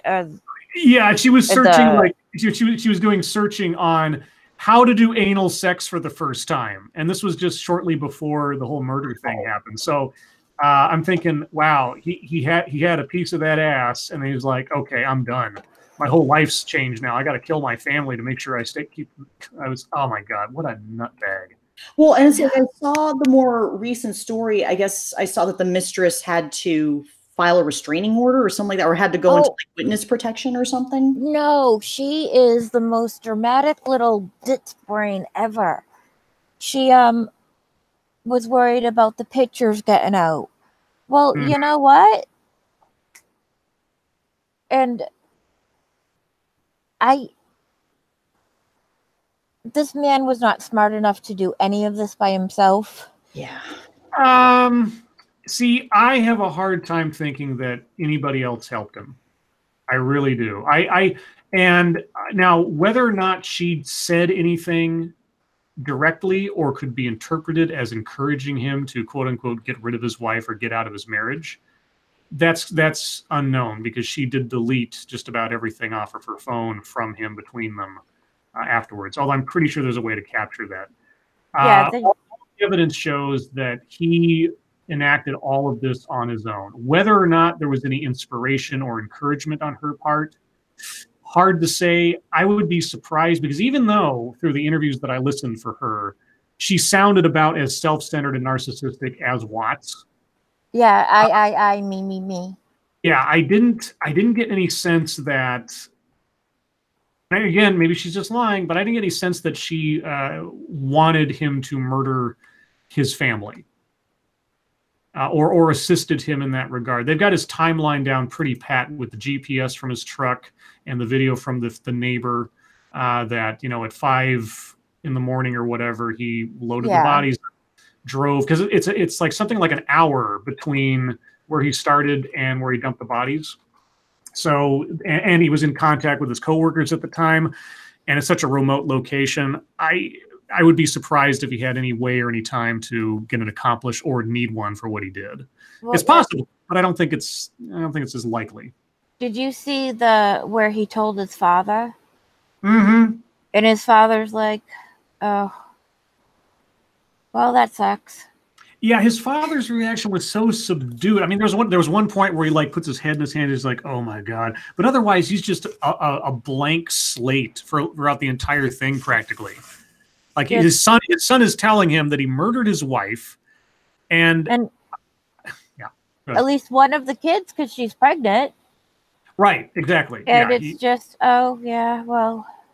Well, what I find truly just sickening is that he had the option to just get a divorce, leave his wife, and the fact that he chose to murder his family because not only did he want to face the possibility of alimony, but also having to pay child support. I mean, how callous and disgusting. He technically could have signed away his rights. No, that's true. Well, but here's the thing, and if nothing else, the little interview thing showed enough. He was so concerned about the appearance to his reputation. Yeah. And somehow in his fucked up mind, he thought it would have been better for his for the look of the whole thing if his wife and kids just disappeared, rather than having a divorce, because a divorce would, like, I don't know, be a burden, and having to go through divorce and, like you say, like child support and all the I mean, they were already in financial straits because the wife was not exactly conservative in her spending, which doesn't. There were a lot of medical bills. Yes, that too. Yeah, the littlest girl had 3 surgeries for esophagus, and she had the reason I think there wasn't such a big fight with the woman when she was strangled is because she had neck surgery to repair a disc or something. So, and it hadn't even been a year. So I always assumed, looking at the scene and how it was all up, and they always said, like, you know, Chris Watts had no sort of like wounds on him, like somebody scratching him or attacking back or anything. And for the kids, it's kind of understandable because they're just tiny little girls. For the wife, I try to imagine, like, okay, how could he have taken a full-grown woman, even if she is pregnant, and the time it would have taken to strangle her and everything else? My theory is he ambushed her and wrapped her up in that comforter and strangled her through the comforter, and that way she couldn't actually get out of it to struggle to fight back, and that's why there's no scratches on his face or on his arms or anything. She was effectively captured inside the blanket as he strangled her to death. Yeah, that's a good. Yeah, I guess I can't remember who it was that I watched. I think it was I think it was Stephanie Harlow did a video on the Chris Watts case, and she went over the autopsy results, and out of everyone that he killed, it's like his wife was apparently based off of her wounds, she suffered the most. She actually, yeah, he probably just used pillows on the kids. No, he used his hand. Oh, did he? Oh. And the Bella, the oldest child, actually fought back. Right, and she bit her tongue. Yeah. Yeah. The best series of videos on the case so far. There's a channel. It's a guy's name. It's I think it's Derek Van Shake. Mm-hmm. And the body read specialist. Yes, the body language guy. If you look up Chris Watts body language, you'll find a series of videos by this guy, and he does a really great job breaking down bits and pieces of that. The other one that just started coming out is from the channel Jim Can't Swim. Mm-hmm. And Jim Can't Swim I've been watching police interrogation videos for years. I find them fascinating. The best ones out there, aside from the Chris Watts one, are the Russell Williams interrogation and the Stephanie Lazarus interrogation videos. If anybody has any interest in watching interrogation videos that play out like they might have been scripted and are so dramatic, those are the two you want to look for. But anyway, Jim Can't Swim, he's done these compilation of like 3 police interrogations plus commentary videos, and the series is great. But he just started doing a breakdown of the entire Chris Watts case, and he's got the guy who actually reads the videos is separate from the guy who writes them. He gets a radio voice guy to do the narration. But they're great. So Jim Can't Swim and Derek Van Shake for Chris. Those are the 2 channels so far that really do a good job of the Chris Watts stuff. Yeah.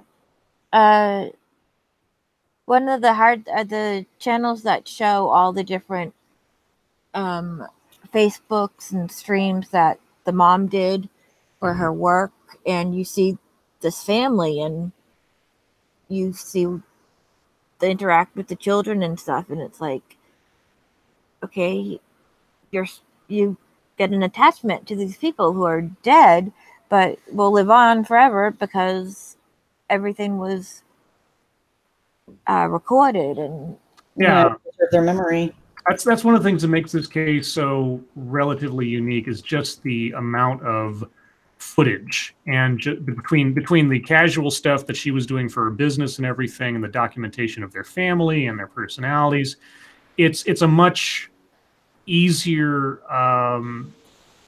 incident to sort of, like you say, connect to, because there is so much you can sort of watch and observe of this, both in the family life before anything happened and almost the entirety of the police investigation into it. Plus God, those news interviews are just so creepy now. Oh God.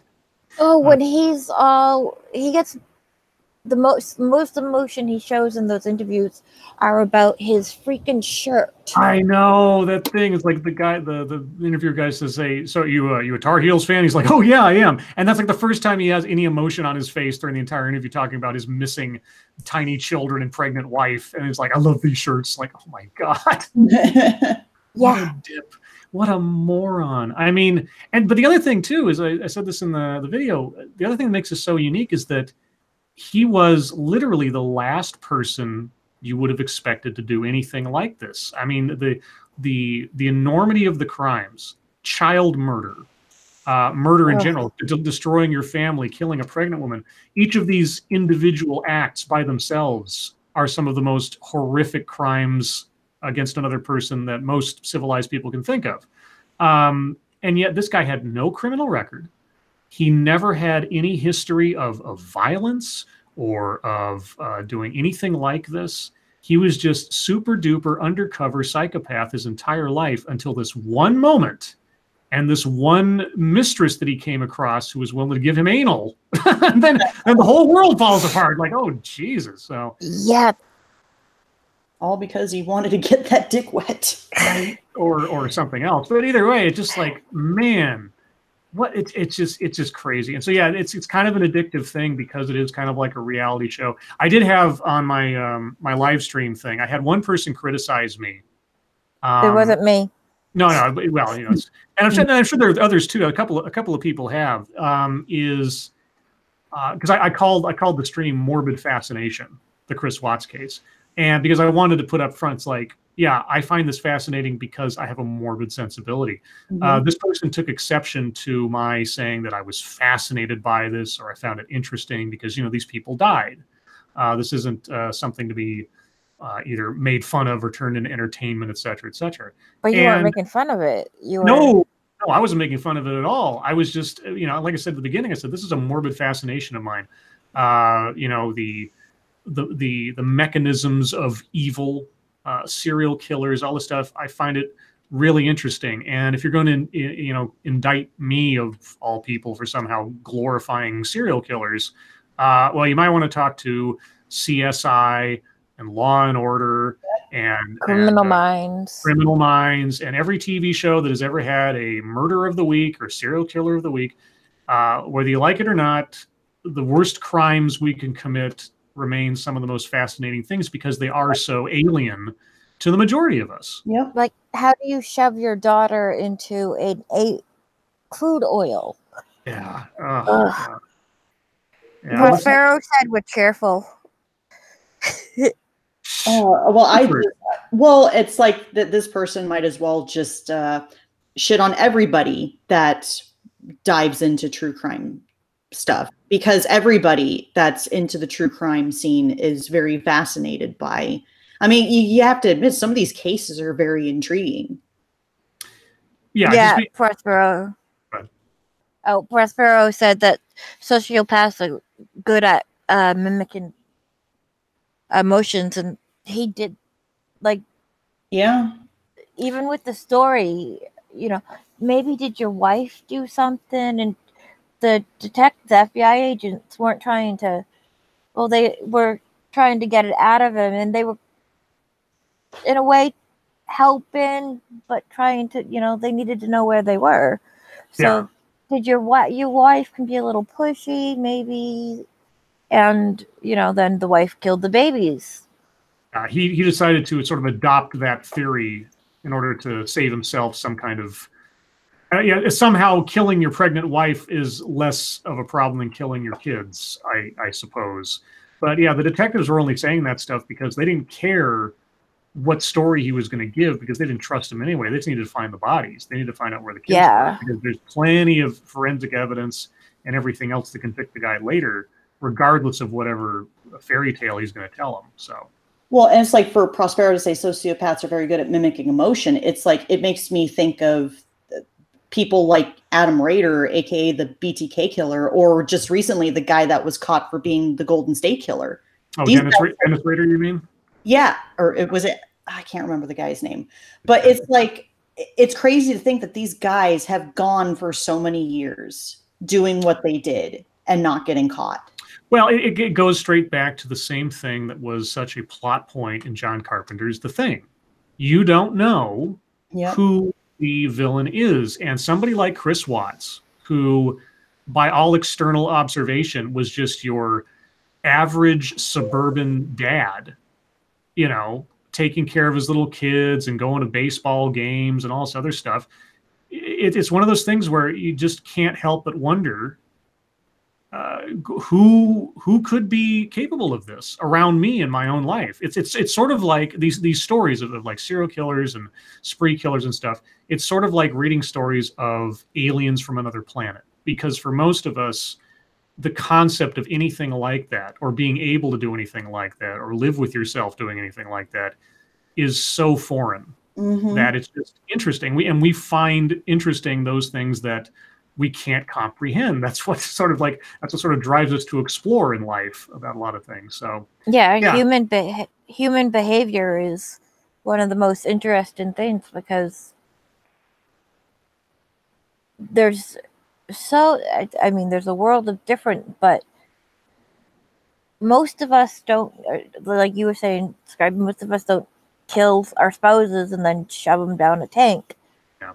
But like trying to process how you could do that.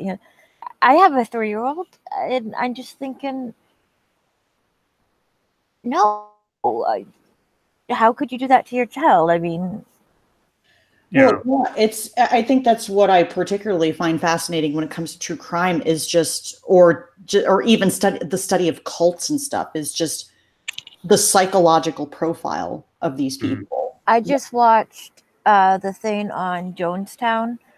Stephanie's Harrow did a 4-part on Jonestown, and it wasn't just mass suicide. I agree with her that it was a mass killing, because he had them so brainwashed. It was so interesting to watch, and of course then you wanted to like hurt them, but how could you do this? Well, a lot of the Jonestown people, some did indeed, quote unquote, willingly take the poison. A lot of them had the poison shoved in their mouths. A lot of them were killed with firearms when they tried to run and everything else. I mean, it was a mass slaughter. And if you ever listen to the suicide tape, the Jonestown suicide tape, I mean, holy shit. There's that one lady who speaks up and tries to argue against that suicide is suddenly the answer. And you just hear Jones try to, quote unquote, logic that argument away with his diatribes about, this is a righteous suicide, or this is a revolutionary suicide or something. And these people are just so taken with this notion. And if you watch any of the documentaries, actually, the best thing to do if you want to know about Jonestown, there's a great book out there written by one of the guys who was at the attack on the Congressman Ryan. Leo Ryan. Yeah, Leo Ryan. The book is called Raven, and it is probably one of the most complete recitations of Jones's life, its evolution into religion, the foundation and creation of the People's Temple, all the way up through the suicide and the aftermath. It's amazing. Jonestown was always one of those, and that's partially why it's become a joke on Lords of the Night, because SDA and I would talk about it from time to time early in those days. I've always been fascinated by... Oh my goodness! What? I just got that. What? Jim Jones. Oh! Yeah, that's where that came from. Yeah, because for whatever reason, in several of the early Lords of the Night episodes, SDA and I would, for some reason, or find a way to bring the conversation back around to Jonestown and Jim Jones. And so, just like movies, it just became one of those things where, well, you mentioned Monkey Dick every night. And so Monkey was like, well, I'm going to retaliate, just make it part of the show. And same thing with Jim Jones and everything else. So, yeah, that's where that came from. I swear I got it way before this. Well, that's all right. That's fine. Yeah, in case if any youngins in the chat have heard of the term drinking the Kool-Aid, that's where it came from, was from the Jonestown. Even though it was Flavor Aid and not actually Yeah. Kool-Aid, but that's how terms evolve. Yeah, but it's, yeah, because I remembered watching, yeah, because how Jenna said that there was Stephanie Harlow on YouTube did a 4-part series on Jim Jones and Jonestown. Mm-hmm. And I mean, because she went into details of the life that Jim Jones lived when he was beginning. Check your logic. Yeah, I mean, it's crazy. I'm like, oh, no wonder this dude was so psychotic, because his mother treated him, basically said that he's the coming of God or something. He is going to be a great man, but I am not going to parent him, because why parent your child? He's divine. He doesn't need parenting. Something. Yeah, and meanwhile, his father fought in, what was it, World War I or World War II? World I, and he when he died, they didn't go to the funeral. But I'm like, well, that explains it. It's like, because he wasn't really around in Jim's life, and it's like, well, just hearing how he was raised, it's like, well, no wonder he grew up into having this megalomania type of mm-hmm. attitude, But it's like, I'll never forget listening to some of these audio recordings from Jonestown, especially towards the end there. Yeah. I mean, it is some chilling shit.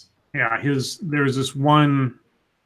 He'd have down in Guyana. He'd have these things that he called white nights. Yep. Oh yeah, and they're basically practice drills for in case they were invaded by the American forces or the CIA or the FBI or whatever. And he'd also have these sessions where he'd sort of like put people on the spot. And there's this one recording I got, and you can find these recordings online for free. It's a website called, I think it's called like Reconsiderations People's Temple or something like that. Mm-hmm. And they've indexed all the recordings that they have transcribed so far into digital. And there's this one where he has this lady being what was it? Dressed down, like literally and figuratively, by other people in the temple, calling her names and calling her horrible things. And somewhere in the middle of this, they had this little kid. Couldn't have been, I don't know, like 6 or 7 or something. And Jim Jones is like holding the microphone up to this little kid. He's like, so tell me, what would you want to do to your family back in California?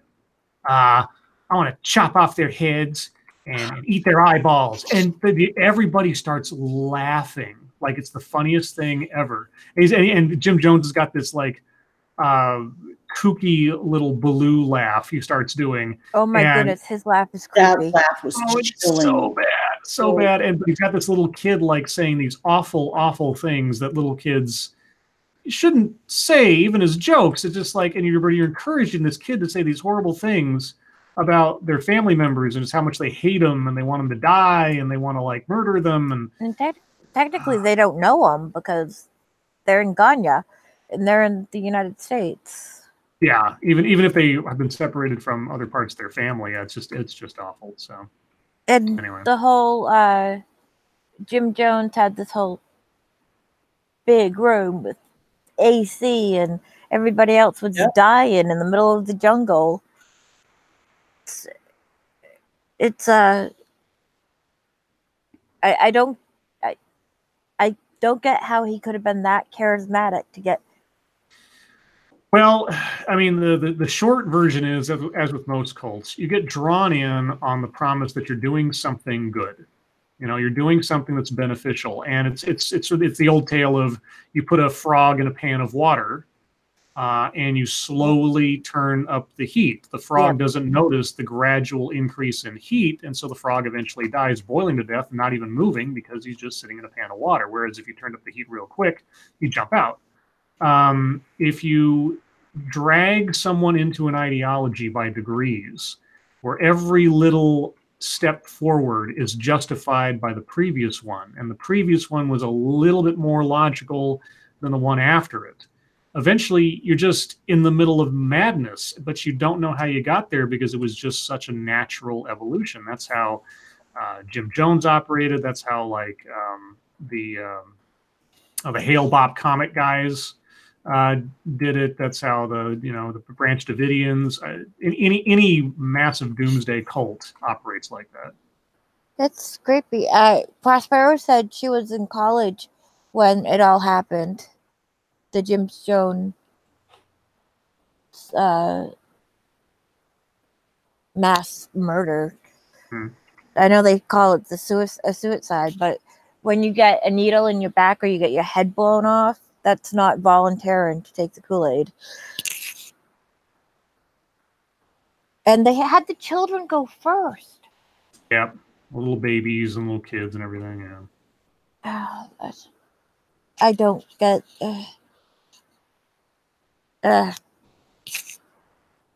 Yeah. Speaking of which, Jenna, have you heard of, speaking of cults? So I was watching, because Count Dankula did an absolute Mad Lads video on Shoko Asahara. Oh, yeah. And the Anshunrikyo cult, I think that's what they're called. Yes. But I thought that Jim Jones was an absolute madman.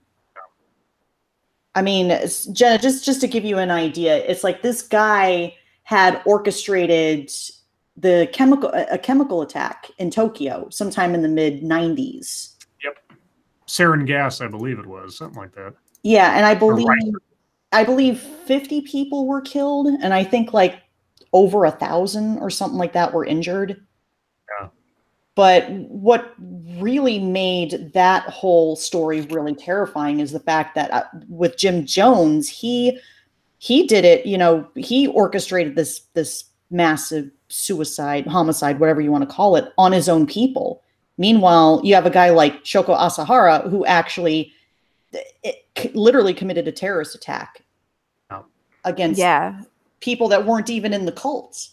And it was a doomsday cult, terrorist cult. It's just, kind of like a mini ISIS kind of thing. That guy's story. I think he was blind too, or something. Yes. Yeah, he was the guy who was blind and just nutbag. I got a book that around here somewhere that's got like a summary of all these cults and weird religious sects and things over the course of time, and that was in there too. Yeah, Prospero says it was sarin gas. Right. It's interesting and scary all at the same time. But my son, Grant, he's from Syria, and in 2013, he had he was part of that attack.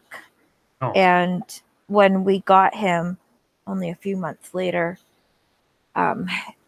we had to do the burn center and skin graft and all this stuff. And he was infected, and it was really bad. And he just, of course, at first it was hard to communicate with him because we spoke different languages, but he could explain to us in a way that if you complained about the pain or anything, you wouldn't be allowed to have food. Oh, great. And so the serious stuff Grant will forever have these scars of burn marks on him. So he'll never really get to be away from Syria. It'll always be a little bit, but we're doing everything we can to make sure you just have to hug them and make sure they know they are loved every second of every day. Yeah. And it's, as a parent, you rather go through I'd rather stub my toe than have one of my kids stub their toes, let alone what Grant had to do. Well, I just brought it down. I'm a partier.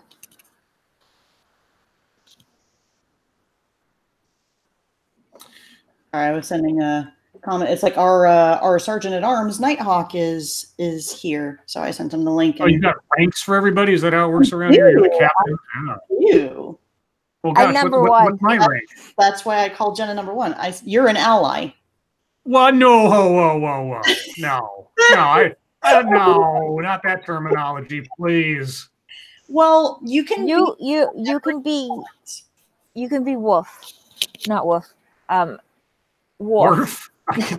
A chief security officer? Yeah. But I'm a wuss. Speaking of sergeant at arms, Nighthawk is with us here. What's up, my dude? If he can hear me. He's probably trying. Well. He doesn't know how to use it like I don't. He's very daring going on with me and Nighthawk. We have no clue what we're doing. Oh, Prospero says that she does. Yeah, don't feel bad, Scribe. Prospero doesn't have a title either. Well, you're the mother hen, Prospero. No, we have to give him. I have a lord's name, so we have to give him a job. Yeah, I've already got a job. I got a full-time job. I'll be doing that job tomorrow, so it's okay. It's okay. I don't need a job. I just want the title. I don't want to. I want the title. I want to have to do anything. You know what? He wants his participation trophy. That's right. That's what I deserve. I showed up. I should get something. You there, Nighthawk? I liked O'Brien. Yes, I'm here. Can you guys hear me? Yes. I can. Okay. How you want to be? Today? Good. How are you? How are you doing? Oh, I'm doing fine. Hey, Scribe. Good talking to you. Hey there. How's it going? I'm doing all right. Just got off of work kind of late, so I'm glad to be able to join the stream with you guys. I can empathize. I'm still technically working as of tomorrow afternoon, so yeah, fun. Right. Tell them it's your weekend, or that you're busy, or that you have to go make sure there are no diabetics on the road. That's what I have to do. I'm a diabetic bait pedestrian. So I just got in. So what was you guys talking about?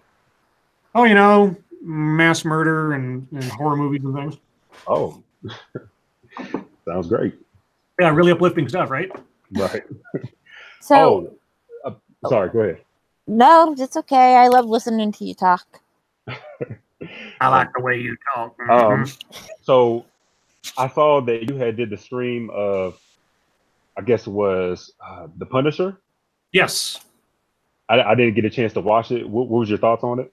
I know it was bad. Hell, those streams constitute about 5 hours worth of me talking about it. First season, have you seen any of the first or second seasons of it? No. But, are you a fan of The Punisher, I guess is the next question. No, not necessarily, but okay. I watched your first stream I did, okay. of the first season, and so I was just kind of getting an update of did it get better for you or did it get worse? It didn't get any better. Sort of what the character they had established between Daredevil season 2 and the first season of Punisher, you can't really unring that bell once it's been done. So the character as established is sort of sort of suffers from original sin. They so screwed up his, in my opinion, they screwed up his origin story and his characterization and his mannerisms so badly that they just kind of have to stick with it, I guess. And that's part of the problem. The other problem is that they try to put in too much story that wasn't the Punisher in both seasons, when it should be. If you're reading the comic books, the guy, it's almost like the old comic books are almost like little noir novels. The Punisher has this thing, the war journal. It's his little diary of his actions in fighting his war on crime. And so almost all the early stories start out with some kind of narration from the character's perspective of what's going on, like War Journal Entry 22. I tracked down this guy to this thing, or I'm looking out for this mafia figure.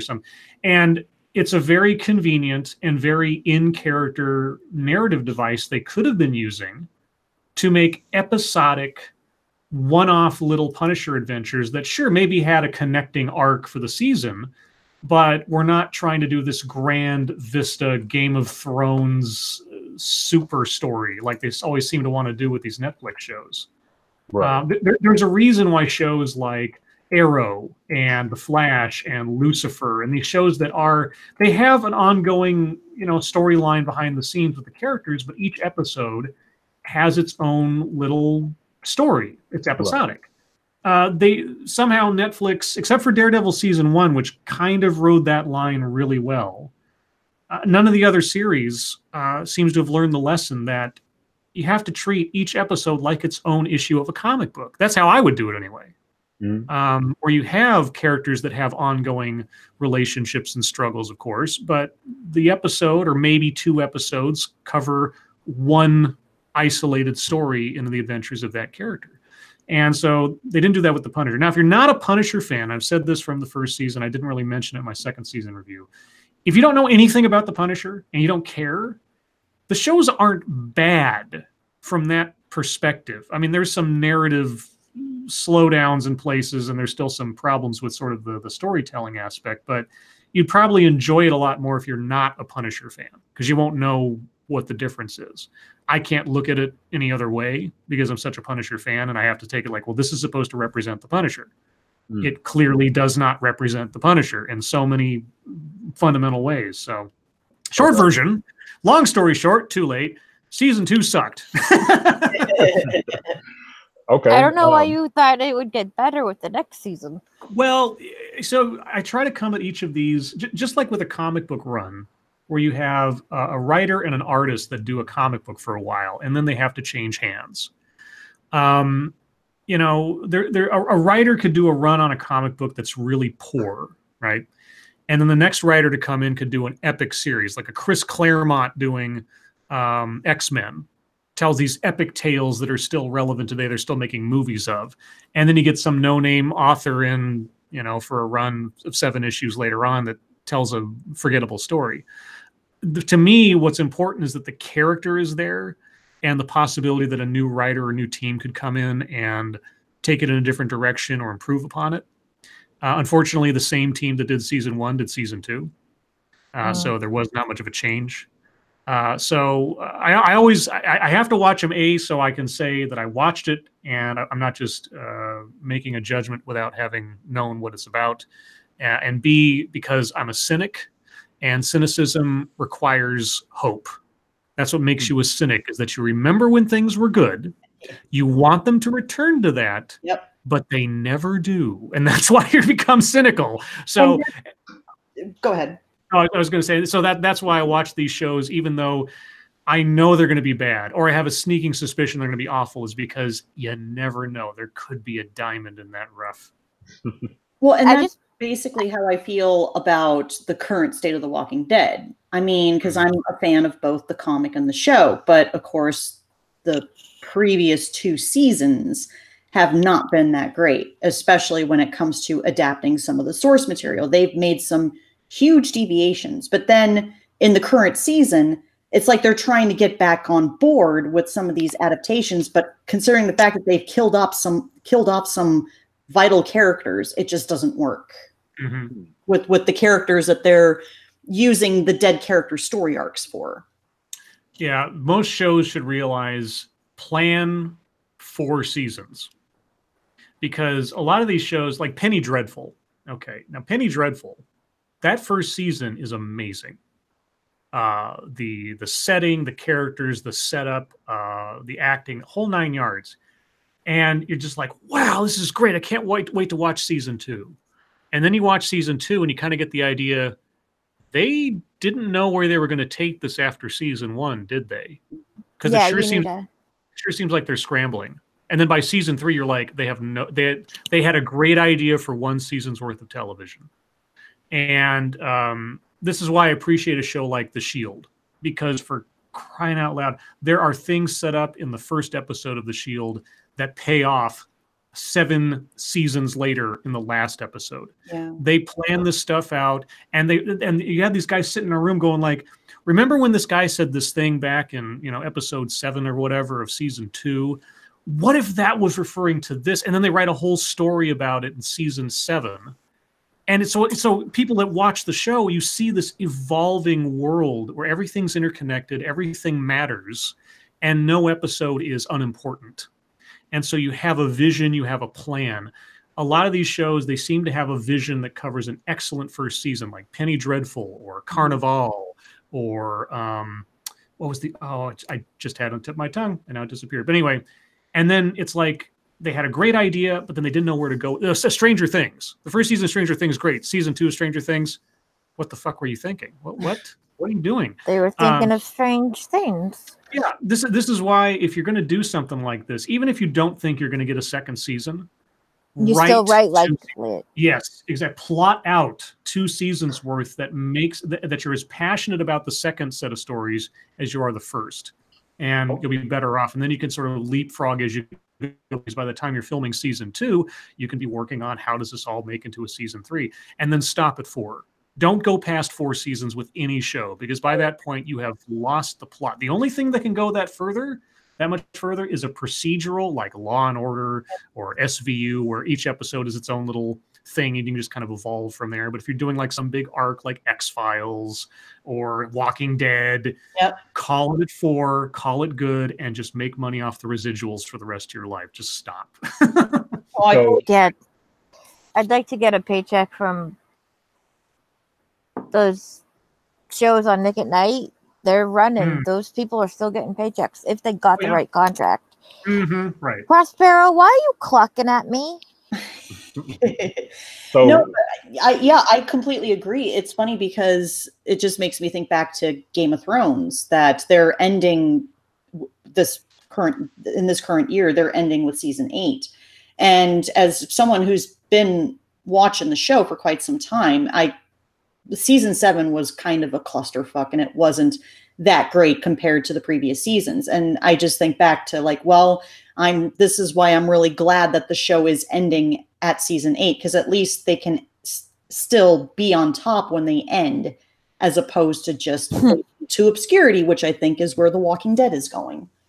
And I also like to touch in what Scribe was saying. Now, when you said about wanting to, if somebody had never seen read the comics, right? So you went in there and you watched it. I mean, do you think, as far as somebody who's never watched it, could I go in and start from season 1? And I mean, do you think like the story overall was very clustered? Like, I would look at it and be like, I don't know exactly what are they trying to do. It doesn't expand out through the entire. I mean, what do you suggest?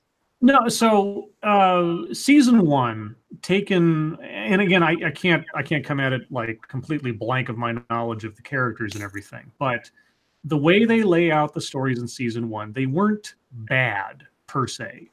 I liked a lot of the characters. Some of the storylines worked for the sake of that show. I'm very critical because it didn't feel like genuinely a Punisher story to me.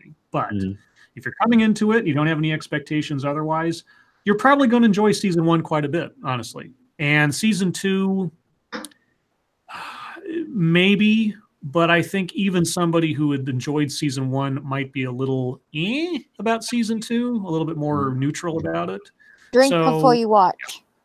Yeah, I mean, I would recommend watching the first 2 seasons of Daredevil at least before you get to season 1 of Punisher, because first season of Daredevil is an absolute classic already. It's just great. Right. I've So- heard Daredevil is the best of the Marvel shows. So Yeah, I'm but- assuming just from kind of, are they doing a first season kind of a revenge story, and then they go to a whole where they try to just punish people, or in his case, does he punish people after that, or? You know, yeah. See, well, I'd have to get into a whole bunch of stuff to go any further than that. Right. No, that's fine. I was just assuming. Yeah, no, the first season of the Punisher, it kind of so Daredevil season 2, it's half a Daredevil season and it's half a Punisher prequel, effectively. And so you get a lot of retelling of stuff in season 1 of the Punisher that kind of calls back to what happened in Daredevil season 2, but for the full scope of everything, and also to see some of the contradictions and things, you'd probably want to watch Daredevil season 2, and then because Daredevil season 2 is sort of like Punisher season 0.5 in a way, Right. and yeah, and well, like I say, I could go on for a while, and I have. There's hours of reviews of this, guys, on my channel. I got a playlist called Reviews. I got 2 Punisher reviews in there now. And yeah, still the best Punisher movie ever made is the short film Dirty Laundry, which you can find on YouTube, starring Thomas Jane, like right now, and it's about 10-15 minutes long, and it's great. Okay. That's not a movie. That's half a TV show. It's a short film. It's a short film. I used to watch Quantum Leap with my dad. I love that show. Oh, old grouchy gamer mentioned Doctor Who. I've been paying attention to what's been happening to the current Doctor Who, and it's sad. Yeah. Jamie, you need to turn down the back. We could. Huh? The echo is from your screen, Jamie. Oh, I'm sorry. Hold on. But yeah, that reminds me, Scribe. So, how bad was Scribbles? His name is Scribbles. Scribbles, whatever. Anyways, so how okay, so I saw the news where they were talking about how the new villain was going to be an alt-right character and stuff like that. How bad were the politics pretty ham-fisted in the second season? Not really. I mean, there was a couple of things maybe you could point to. I mean, there's like 3 or 4 bad guys in this season, which was one of the problems. But the main one they were talking about is a character that's kind of a mishmash of a couple of concepts in the Punisher comic books. He is a religious man who is also a hitman, who's a former white supremacist skinhead. It's kind of complicated. In my review, like I said, the character, if you think of the movie American History X, and you mash that up with the movie A History of Violence, you get that character. I mean, and that character in the show, if he had his own show, if he was an isolated thing, or if he was the only bad guy in that show, it would have been a much more interesting ride. As it is, he's like a side plot. And while the actor does an amazing job with it, and I did like the story they set up, even though it's a little over the top in places, I wouldn't say he was alt-right or that the politics of anything really came in. You might be able to say that some of the characters' motivations fall within a sort of ultra-conservative mindset. You wouldn't be wrong in saying that in a couple places, but it really didn't cross over into the realm of that much heavy-handed political commentary, at least from my perspective. Okay. Sorry, do you guys still hear echo?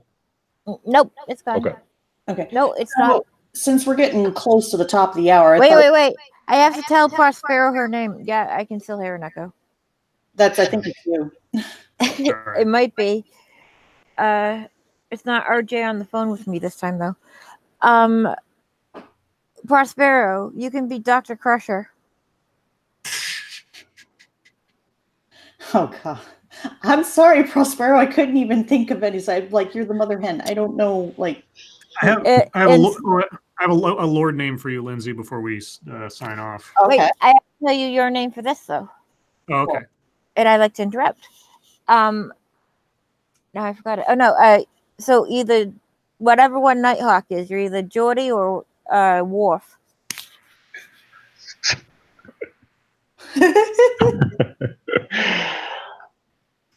um, Or O'Brien. You can beam O'Brien. people places. I liked O'Brien. I'll be Barkley. Okay, I'll be Barkley. I always like Barkley. Well, we don't You have could be the Admiral. No, the Admiral's always the villain. Like every Star Trek Admiral, once you get past Captain, you turn into some like amoral, manipulative asshole who's trying to like save the Federation by murdering people. It's called politics. Hey, Crossroads said she will not be responsible for that annoying little shithead Wesley. Oh yeah, no shit. Don't worry, it's after Wesley's gone. There is no Wesley. What Wesley? Yeah, but you can tell him, shut up, Wesley, like everybody else. I have a Wesley. I actually got to that episode. I've been kind of binging TNG because I've been trying to get with the cool kids. But I don't know. I just keep going back to TOS. I just love the original series a lot. Have you seen Deep Space? I have not, and I know a lot of Trekkies have said that Deep Space Nine is a really good one. One of my favorites. Yeah, it gets cooking. Scribe is not gonna be Wesley. No, Deep Space Nine gets cooking like season 2, season 3, but it's really good overall. It's a lot darker, a lot grittier than regular Star Trek. But anyway, your Lord name. I came up with your Lord name. Okay, cool. All right, so You have to get your Lord name. The Lord of Pessimism. You remember? I think I like that. I try not to be pessimistic. Well, but when it comes to certain things in entertainment, I'm just like, yeah. RJ or Wesley. It's a synonym for cynical, and it starts with the letter P. So there you go. Hey, I got my name because I beat up cars, so. There you go. That's right. All right. So I'm going to reserve this time for chat. So does anybody have any questions or comments that they would like to add? Go ahead and add it. We're going to have to let Scribbles go soon. Yeah. He has another show in an hour. As much as we'd like to keep Scribbles captive all night, he's got another show to do, so... That's right. I'm going to steal a shuttlecraft and make my way to Risa. Yeah, but just remember, on this stream, you were 2 girls. The next one, you're just with 2 guys. And one of them's a monkey. Yeah. Which one are you talking about? I actually was going to say, and I don't mean... but I stopped myself. Yeah, I'm sure. Well, anyway, guys, thank you for having me on so much. I had a good time just yapping about whatever you find. Yeah, well, you're welcome back anytime. And I actually wanted to say thank you for the help you gave and the help you're still giving with my writing and stuff. I really appreciate that. Oh, well, give yourself all the credit. All right, yourself all the credit. The strides you've made since we first started talking is all on you. So congratulations to you. Well, I honestly don't know what I'd do without you. Oh. Okay, so with that being said, top of the hour, I wanted to thank everybody that showed up in the chat, and Scribe, it was an absolute pleasure having you on our show. Thank you for having me. Scribbles. Hey, it's good talking to you. You take care. John Scribbles. You too, Night Out. All right, guys. Well, with that being said, today's operation is adjourned, and you may now leave the war room. Bye, guys. Bye. Bye.